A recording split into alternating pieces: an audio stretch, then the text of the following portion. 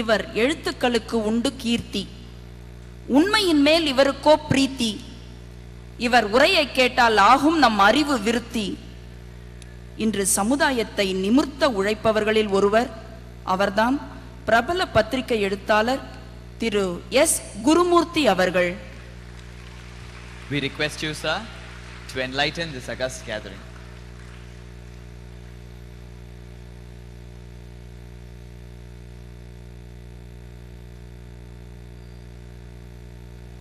Swami Gautamananda Maharaj, with whom I share a very special relationship in the Ramakrishna Mission. Swami Vimurtananda, the editor of Ramakrishna Vijayam. Sri Nataraj, IPS, with whom I had a conversation on the side that if he were not a policeman, he would probably be a philosopher. And my friend and the editor of Dinamani, Sri Vaidyanathan, and Mr. Devarajan, and the monks of the Ramakrishna order who have a special role in shaping my thoughts and also my very idea of the nation and the world. And this is the great institution to which I belong. I was shaped by the masters in Vivekananda College. And dear brothers and sisters, see, today we have gathered here to recall a person who defined the idea of India.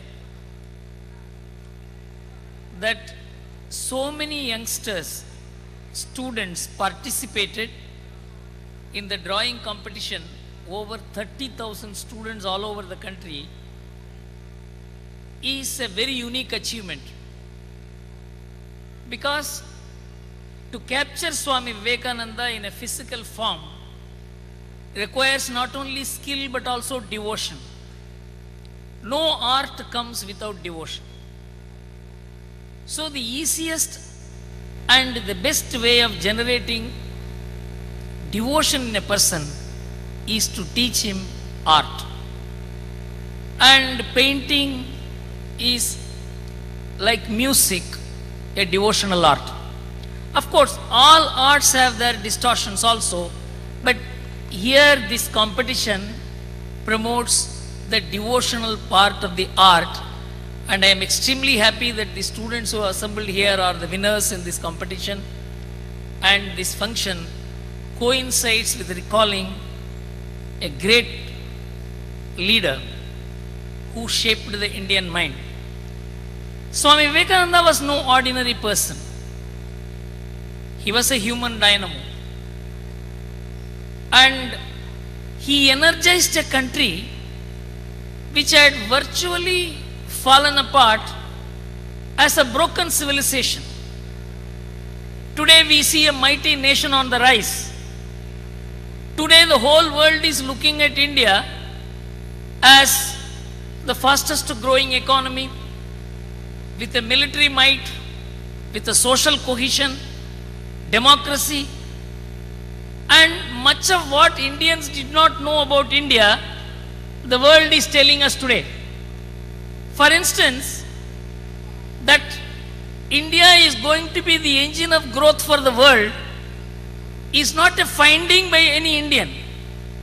It is the think tanks in the West which now see India as not only a rising power, but as a power which is likely to drive the world in future.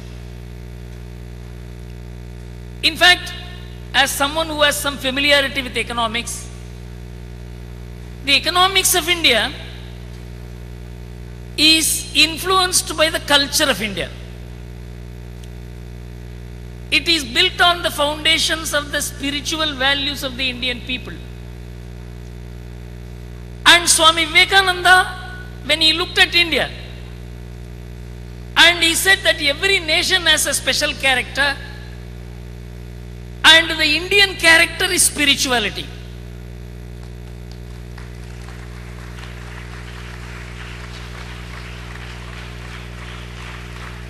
And many people did not understand the implication of what Swamiji was saying. The Indian spirituality is not divorced from materiality. But the definition of material culture in India is founded on the civilizational and spiritual code of India, and that is the point I would like to emphasize here. You see, today in the world there is a huge economic crisis. In fact, a mighty country like America, which was the cynosure of the world, in every country in the world, if there was any one consulate before whom hundreds of people would stand in queue to get an admission to go to that country, it was the United States of America. It was not happening in 1 year. It was happening year after year. It was happening in Russia. It was happening in China. It was happening in Europe. It was happening in Asia. And in Bombay, if you go and see the Consulate General office, different political parties have put tents so that those who stand in queue can get tea, coffee, free of cost, so as to win the heart of the people who are going out of India to America. The political parties had built even tents for these people to go and have a cup of tea or coffee. That is the might with which America attracted the world. And it was a military power, an intellectual power, and a country with great soft power, Harvard University, Stanford University, mighty companies, and it was playing a huge role. And the country's currency, which is a national currency, had become the global currency.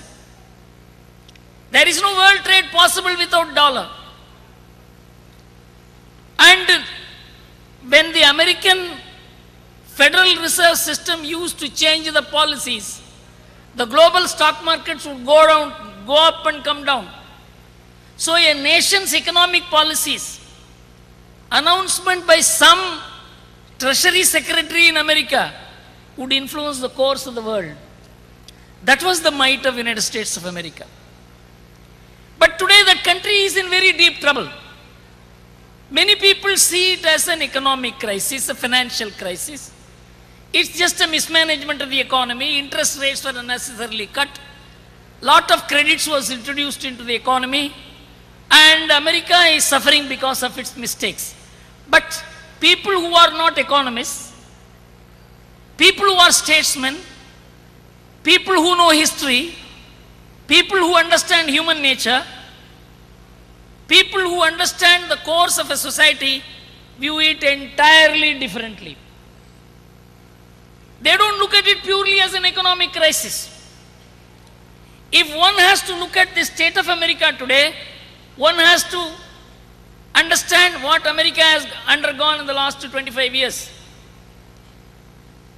You know, what has happened in America is a cultural collapse.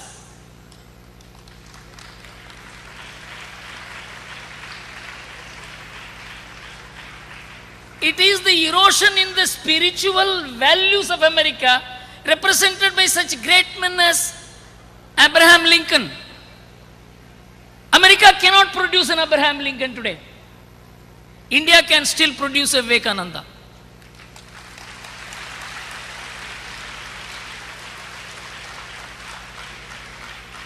And I will make it good. Today the crisis in America is that the material element has so madly dominated the idea of personal life, public life, social life, political life and economic life. Today, no person has any respect for anyone, any concept other than money.